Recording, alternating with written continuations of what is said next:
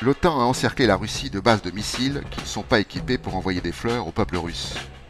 Quand on encercle un pays d'armes offensives, c'est qu'on a l'intention de livrer bataille. Encore faut-il, pour préserver les apparences du camp du bien, que les États-Unis et ses vassaux, dont la France, ne passent pas pour l'agresseur, mais pour l'agressé. Les guerres commencent toutes par un mensonge. Colin Powell, pris en flagrant délit pour le mensonge le plus énorme jamais débité devant les Nations Unies. How much longer are we willing to put up with Iraq's non-compliance before we, as a council, we as the United Nations say, enough, enough. Quel gâchis de le voir ainsi proférer toutes ces âneries. Quelle différence avec Adlai Stevenson en 1962, lors de la crise des missiles de Cuba. Si notre ambassadeur aux Nations Unies a réussi à convaincre le monde de la présence des missiles russes à Cuba, c'est parce que les États-Unis avaient une crédibilité. En un discours, Powell a réduit à néant 200 ans de crédibilité américaine. En un discours. La confusion de la guerre civile syrienne semble idéale pour une propagande déjà mise en œuvre. Afin de ranger la Russie dans le camp du mal, la stratégie des États-Unis et de ses vassaux est d'abattre le régime de M. Bachar el-Assad au nom bien entendu de la démocratie.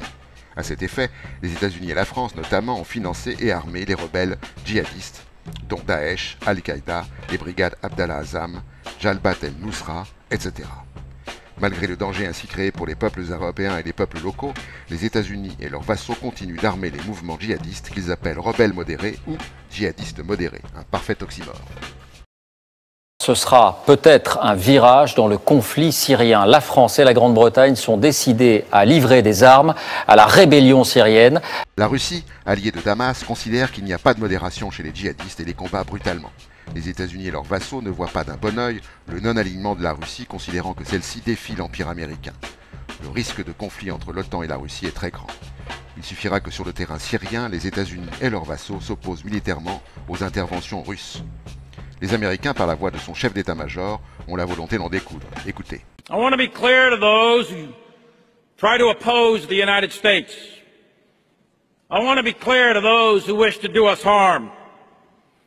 I want to be clear to those around the world who want to destroy our way of life and that of our allies and friends. The United States military, despite all our challenges, despite our op-tempo, despite everything we've been doing, will stop you and we will beat you harder than you've ever been beaten before. Make no mistake about that. Other countries, Russia, China, Iran, and North Korea, went to school on us. They closely watched how we fought in 91 and 03. They studied our doctrine, our tactics, our equipment, our organization, our training, and our leadership. And in turn, they revised their own doctrines, and they are rapidly modernizing the militaries today to avoid our strengths in hopes of defeating us at some point in the future.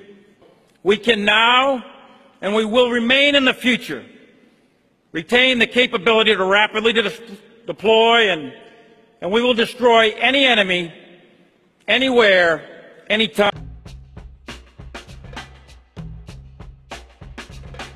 I wouldn't rule out multilateral efforts outside of the UN to impose costs on Syria or Russia or others with regard to the situation inside of Syria. We've done that in the past, and I wouldn't take that off the table in terms of the options that the President may consider in this situation. We need to make the Iranians pay a price in Syria. We need to make the Russians pay a price. The other thing I would do... We make them pay the price by killing Russians? Yes. Les Russes y sont préparés. Le théâtre des opérations sera européen et notamment les pays qui abritent les bases de l'OTAN, Allemagne, États baltes, Belgique, etc. Pourquoi cette possible guerre?